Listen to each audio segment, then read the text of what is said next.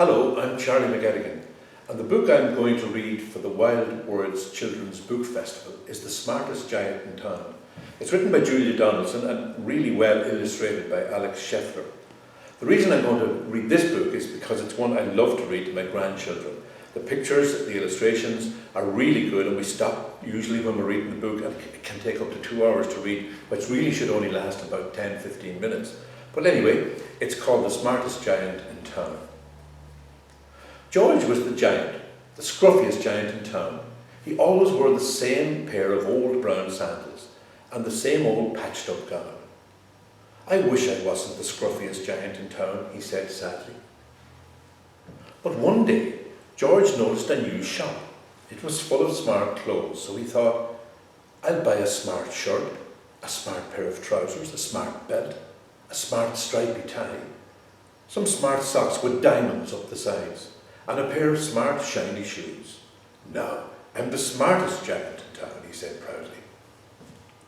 George left his old clothes behind in the shop. He was about to go home when he heard a sound. On the pavement stood a giant giraffe who was sniffing sadly. "What's the matter?" asked George. "It's my neck," said the giraffe. "It's so very long and so very cold. I wish I had a long, warm scarf." "Cheer up," said George, and he took off his stripy tie. "It didn't match my socks anyway," he said, as he wound it round and round the giraffe's neck. "It made a wonderful scarf." "Thank you," said the giraffe.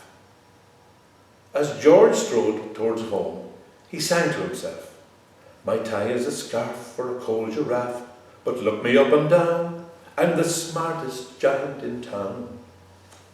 George came to a river. On a boat stood a goat who was bleating loudly. "What's the matter?" asked George. "It's my sail," said the goat. "It blew away in a storm. I wish I had a strong new sail for my boat."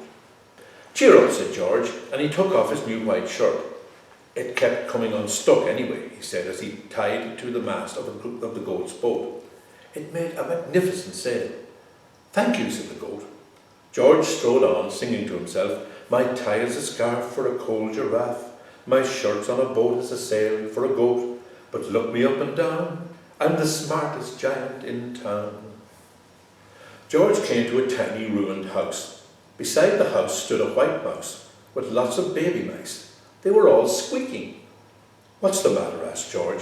"It's our house," squeaked the mother mouse. "It burnt down, and now we have nowhere to live. I wish we had a nice new house." "Cheer up," said George, and he took off one of his shiny shoes. "It was giving me blisters anyway," he said, as the mouse and her baby scrambled inside. The shoe made a perfect home for them. "Thank you," they squeaked. George had to hop along the road now, but he didn't mind. As he hopped, he sang to himself, "My tie is a scarf for a cold giraffe, my shirt's on a boat as a sail for a goat, my shoe is a house for a little white mouse, but look me up and down, I'm the smartest giant in town." George came to a campsite. Beside the tent stood a fox who was crying. "What's the matter?" asked George. "It's my sleeping bag," said the fox. "I dropped it in a puddle. I wish I had a warm, dry sleeping bag." "Cheer up," said George, and he took off one of his socks with the diamonds up the sides. "It was tickling my toes anyway," he said, as the fox snuggled into it. "It made a very fine sleeping bag." "Thank you," said the fox.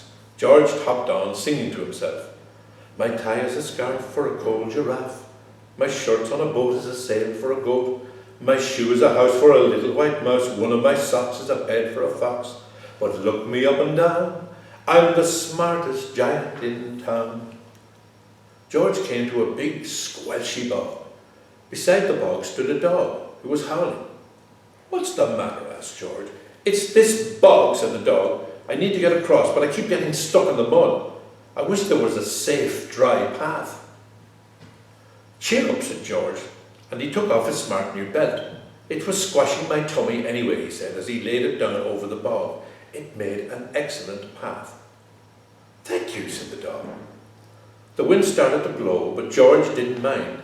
He hopped on, singing to himself, "My tie is a scarf for a cold giraffe, my shirt's on a boat as a sail for a goat, my shoe is a house for a little white mouse, one of my socks is a bed for a fox, my belt helped a dog who was crossing a bog, but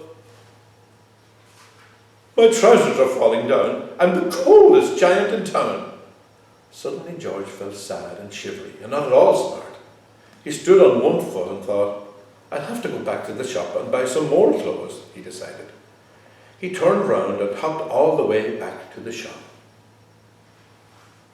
But when he got there, it was closed. Oh no, cried George. He sank down onto the doorstep and a tear ran down his nose. He felt as sad as all the animals he had met on his way home. Then, out of the corner of his eye, he saw a bag with something familiar poking out of the top. George took a closer look. My gown, he yelled, my dear old gown and sandals. George put them on. They felt wonderfully comfortable. I'm the cosiest giant in town, he cried, and he danced back home along the road. Outside his front door stood all the animals he had helped. They were carrying an enormous present. Come on, George, they said, open it. George untied the ribbon. Inside was a beautiful gold paper crown and a card. Look inside the card, George, said the animals. George put the crown on his head and opened the card. Inside it said, your tie is a scarf for a cold giraffe. Your shirt's on a boat as a sail for a goat. Your shoe is a house for a little white mouse. One of your socks is a bed for a fox. Your belt helped a dog who was crossing a bog. So here is a very fine crown to go with the sandals and gown of the kindest giant in town.